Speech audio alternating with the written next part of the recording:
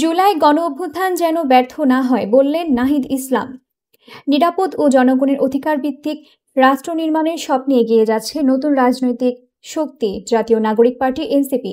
দলটির আহ্বায়ক নাহিদ ইসলাম জোর দিয়ে বলেছেন, অতীতের ব্যর্থতা থেকে শিক্ষা নিয়ে এবারের জুলাই গণ অভ্যুত্থান যেন ব্যর্থ না হয় সেই চেষ্টাই হবে তাদের প্রধান রাজনৈতিক অঙ্গীকার। তিনি মনে করেন, এই আন্দোলন শুধু সরকারের পরিবর্তন নয়, বরং রাষ্ট্র কাঠামোর মৌলিক সংস্কারের লক্ষ্যে গঠিত হচ্ছে।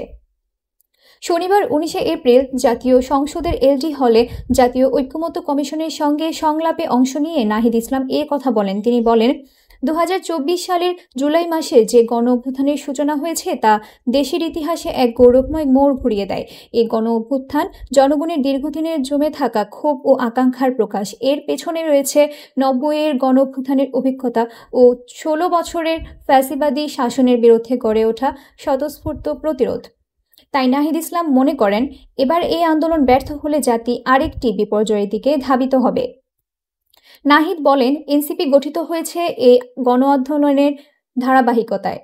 এটি তরুণদের উপর ভর করে গড়ে ওঠা এক নতুন রাজনৈতিক প্ল্যাটফর্ম, যার মূল শক্তি দেশের তরুণ প্রজন্ম। তিনি বলেন, এনসিপি চায় এমন একটি রাষ্ট্র যেখানে ফ্যাসিবাদ, দলীয়করণ ও স্বৈরতন্ত্রের কোনো স্থান থাকবে না।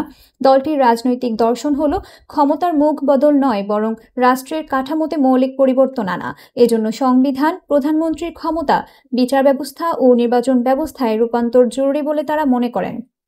তিনি জানান, এনসিপির সংস্কারের নামে কোনো কসমেটিক পরিবর্তন নয়, বরং মূলগত গুণগত পরিবর্তনের পক্ষপাতী।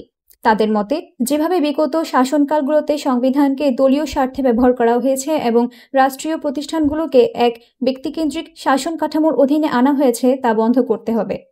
এ প্রসঙ্গে তিনি বলেন, জাতীয় ঐক্যমত্য কমিশনের পক্ষ থেকে যেসব প্রস্তাবনা এসেছে তারা ইতোমধ্যে পর্যালোচনা করেছে এবং বেশিরভাগ ক্ষেত্রে একমত হয়েছে।